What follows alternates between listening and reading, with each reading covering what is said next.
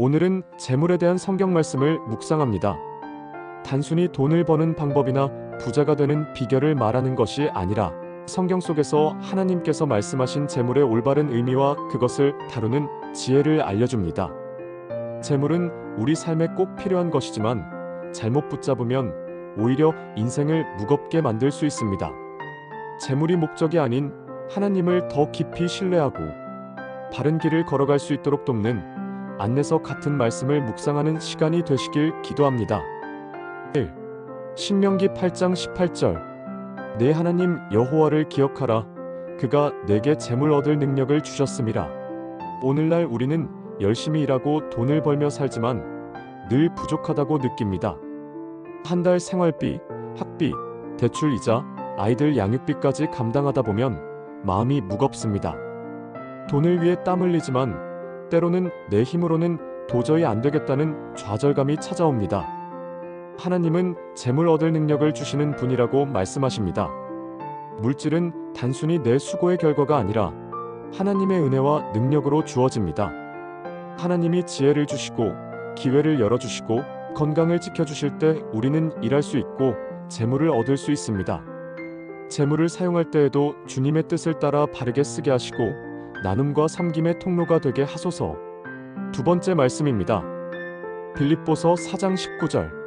나의 하나님이 그리스도 예수 안에서 영광 가운데 그 풍성한 대로 너희 모든 쓸 것을 채우시리라.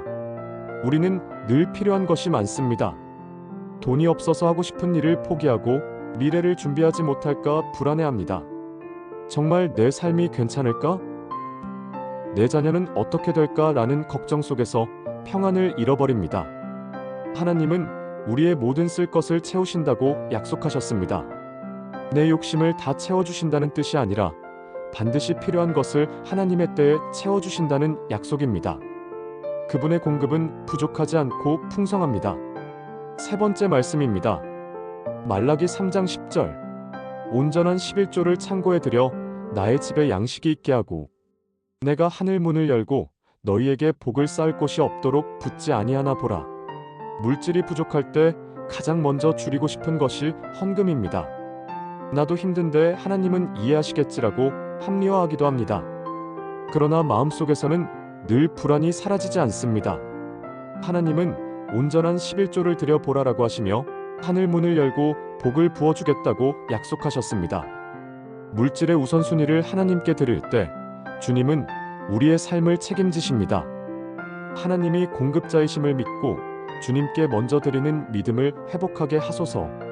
11조와 헌금을 통해 하나님의 나라가 확장되게 하시고 제 삶에도 주님의 풍성한 복을 경험하게 하소서. 네 번째 말씀입니다.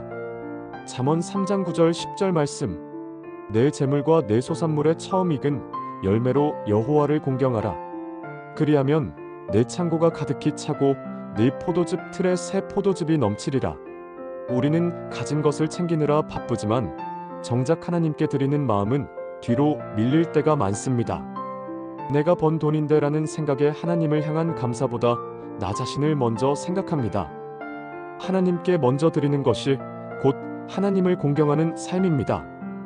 그럴 때 하나님은 오히려 우리의 창고를 가득 채우시고 삶에 넘치는 복을 허락하십니다. 먼저 드릴 때 하나님은 더 크게 채우시는 분이십니다. 가장 좋은 것을 먼저 주님께 드리게 하시고 그로 인해 제 삶이 풍성하게 채워지는 은혜를 경험하게 하소서.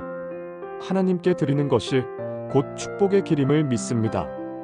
다섯 번째 말씀입니다. 누가복음 6장 38절.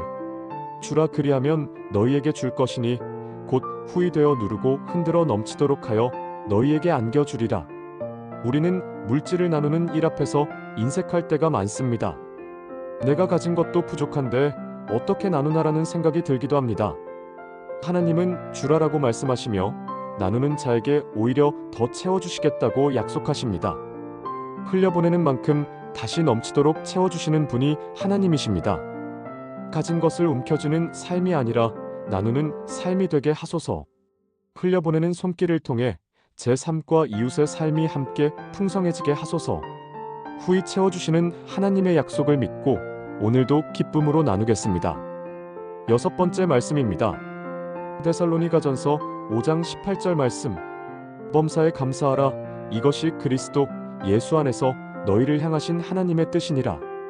물질이 많을 때만 감사하는 것이 아니라 부족할 때도 감사하는 자를 하나님은 귀하게 보십니다. 감사의 마음은 하늘의 문을 열고 새로운 공급의 길을 준비하게 합니다. 오늘 내가 가진 작은 것에도 진심으로 감사할 때 그것이 놀랍게도 더 큰 물질의 축복으로 확장됩니다. 7번째 말씀입니다. 마태복음 6장 33절 말씀. 그런즉 너희는 먼저 그의 나라와 그의 의를 구하라. 그리하면 이 모든 것을 너희에게 더하시리라. 재정의 우선순위는 내 욕망을 채우는 것이 아니라 하나님의 나라와 의를 구하는 것입니다. 하나님은 우리의 필요를 아시고 그분의 일을 먼저 할 때 우리의 생활을 채워주십니다. 물질의 축복은 먼저 하나님을 구할 때 따라오는 선물입니다. 8번째 말씀입니다. 잠언 10장 4절 말씀. 손을 게으르게 놀리는 자는 가난하게 되고 손이 부지런한 자는 부하게 되느니라. 게으름은 축복의 길을 막고 부지런함은 물질의 문을 엽니다. 하나님은 열심히 일하고 성실히 삶을 가꾸는 자를 통해 재정을 축복하십니다. 믿음은 기다림이지만 행동 없는 기다림은 게으름입니다.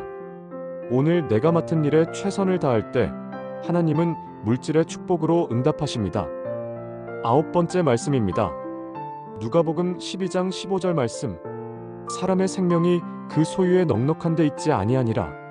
물질은 필요를 채우고 선을 베풀기 위한 도구일 뿐 생명의 본질은 아닙니다. 탐심은 결국 만족을 빼앗아가지만 절제와 나눔은 마음을 풍요롭게 합니다. 물질의 축복은 탐심을 버리고 하나님이 주신 선한 목적을 위해 사용할 때 더욱 커집니다. 10번째 말씀입니다. 신명기 8장 18절 말씀. 내 하나님 여호와를 기억하라. 그가 내게 재물 얻을 능력을 주셨음이라. 모든 물질의 축복은 하나님께로부터 옵니다. 내가 지혜로 얻은 것 같아도 하나님이 건강과 기회, 지혜를 주셨기에 가능한 일입니다. 물질을 얻을 능력조차 하나님의 은혜임을 기억할 때 우리는 더욱 겸손해지고 그 겸손 속에서 하나님은 더 큰 축복을 맡기십니다. 사랑하는 여러분, 이 묵상을 통해 우리의 필요를 아시는 하나님을 더욱 신뢰하길 소망합니다. 하나님은 물질뿐 아니라 우리의 삶 전체를 채우시는 분이십니다. 물질의 축복을 넘어 영혼의 풍요까지 누리는 하루하루 되시길 축복합니다. 감사합니다.